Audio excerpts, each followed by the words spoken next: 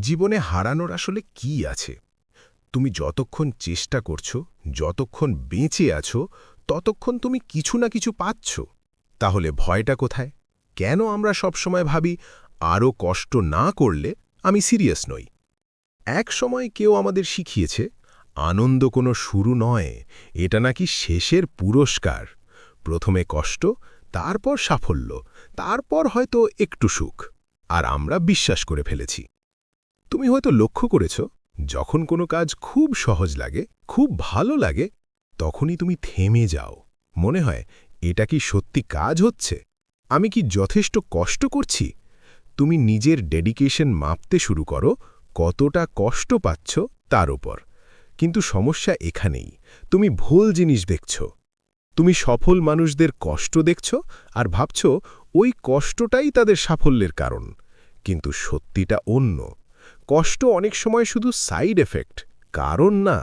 একটা বড় পার্থক্য আছে, ভালোবাসা থেকে কঠিন কিছু করা আর কষ্টটাকেই লক্ষ্য বানিয়ে করা।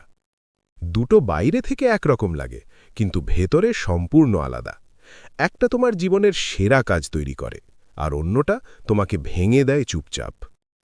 এই জায়গাটাই বোঝার জন্য একটা গল্প। আলাইসা লিউ, মাত্র ১৩ বছর বয়সে ইউএস ফিগার স্কেটিং চ্যাম্পিয়ন, ইতিহাসের সবচেয়ে কম বয়সী চ্যাম্পিয়ন। সব কিছু তার পক্ষে ছিল। কিন্তু ধীরে ধীরে কোচ, প্রত্যাশা, চাপ সব কিছু তাকে ঘিরে ধরল। সে জিতছিল, কিন্তু ভেতরে ভেতরে ফাঁকা হয়ে যাচ্ছিল।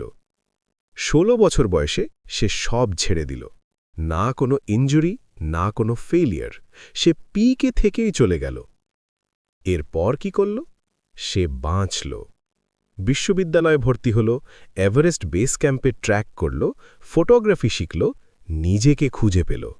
৩ বছর, না কোনো ট্রেনিং, না কোনো প্রেশার, শুধু নিজের মতো জীবন। সবাই ভাবছিল তার কেরিয়ার শেষ, কিন্তু ১৯ বছর বয়সে সে ফিরে এলো। এবার অন্য রকম। নিজের মিউজিক, নিজের স্টাইল, নিজের এক্সপ্রেশন। সে আর জিততে আসেনি, সে এসেছে নিজেকে প্রকাশ করতে। ফলাফল কি? মাত্র ৭ মাসের মধ্যে ওয়ার্ল্ড চ্যাম্পিয়ন, আর কয়েক মাস পর অলিম্পিক গোল্ড। কি বদলেছিল? না তার ট্যালেন্ট, না তার ডিসিপ্লিন। বদলেছিল কার জন্য সে খেলছে। আগে সে খেলত ভয় থেকে, পিছিয়ে পড়ার ভয়, হারানোর ভয়। এবার সে খেলছিল ভালোবাসা থেকে। তুমি এখন যা করছো, একটু থেমে নিজেকে জিজ্ঞেস করো, শেষ কবে তুমি এটা উপভোগ করেছিলে? দুটি ভার্সন আছে তোমার। একটা কাজ করে ভয় থেকে, থামলে আমি হারিয়ে যাব। আরেকটা কাজ করে ভালোবাসা থেকে, আমি থামতেই পারি না। দুটোই কঠোর পরিশ্রম করে, কিন্তু একটার এনার্জি শেষ হয়ে যায়, অন্যটা চলতেই থাকে। শেষে একটা কথা, আনন্দ কোনো পুরস্কার না, আনন্দটাই পুরো পথ। তুমি যদি সেটা হারাও, তাহলে সব কিছু পেয়ে গিয়েও তুমি হারিয়ে যাবে। আর যদি সেটা ধরে রাখো, তাহলে হারানোর কিচ্ছু নেই। তাহলে বলো, তোমার সত্যিকারের ভয়টা কি?